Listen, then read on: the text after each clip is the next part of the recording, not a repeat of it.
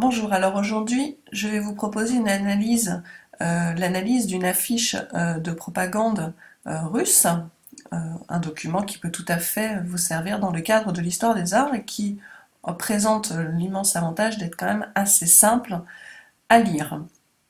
Alors il s'agit donc d'une affiche de propagande commandée par le Parti communiste soviétique en 1934. Alors, 1934, pour le coup, c'est une date importante puisque nous sommes 5 ans après le grand tournant de 1929, grand tournant pour lequel donc Staline lance un plan quinquennal, lançant la collectivisation des terres, ainsi que l'accent mis sur l'industrie lourde, l'industrie d'armement.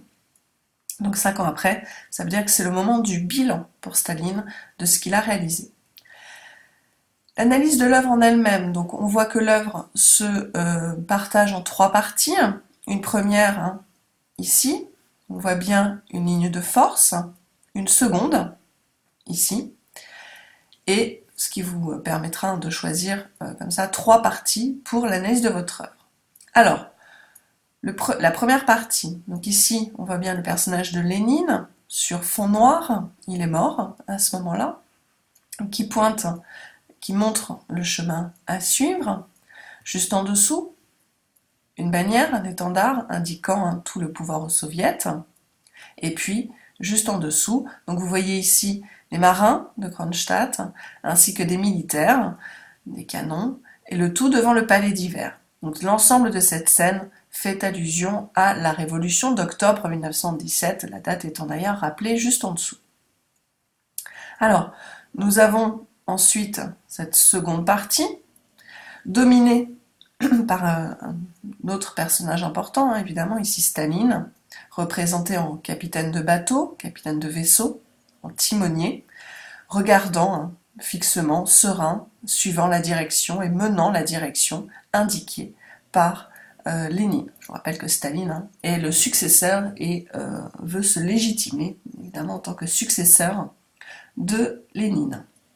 En dessous, donc, on a une foule unie, toute unie derrière son capitaine, avec des slogans qui disent, par exemple, donc vive l'invincible parti de Lénine, ou encore vive le grand guide de la révolution prolétarienne mondiale, camarade Staline.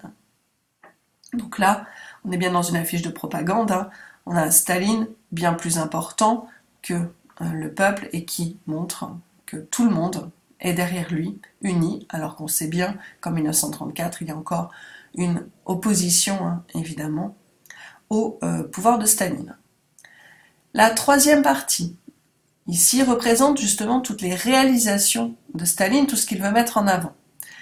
On voit des grands travaux, on voit des grues, montrant justement, insistant sur les travaux qu'il a réalisés. On voit bien sûr des industries, représentant les industries lourdes.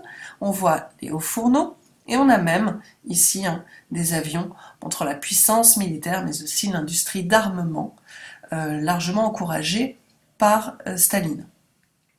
Il serait bon pour vous lors d'un oral de souligner que on ne voit pas, il n'y a aucune allusion à l'agriculture, à la collectivisation des terres. C'est un choix de la part de Staline d'avoir plutôt mis en avant, sur cette affiche en tout cas, ses succès en matière d'industrie. Enfin, ce ne serait pas une affiche de propagande communiste s'il n'y avait pas présent tous les symboles justement de l'URSS et du communisme, symbolisés dans ce drapeau. Donc tout d'abord la couleur rouge bien sûr, les gerbes de blé ici, l'étoile, le globe universel montrant la volonté internationale du communisme, et puis enfin le marteau et la faucille, un symbole du prolétariat par les ouvriers via le marteau, et enfin les paysans par la faucille. J'espère que ce petit rappel, cette petite analyse d'œuvre vous sera utile pour votre épreuve d'histoire des arts.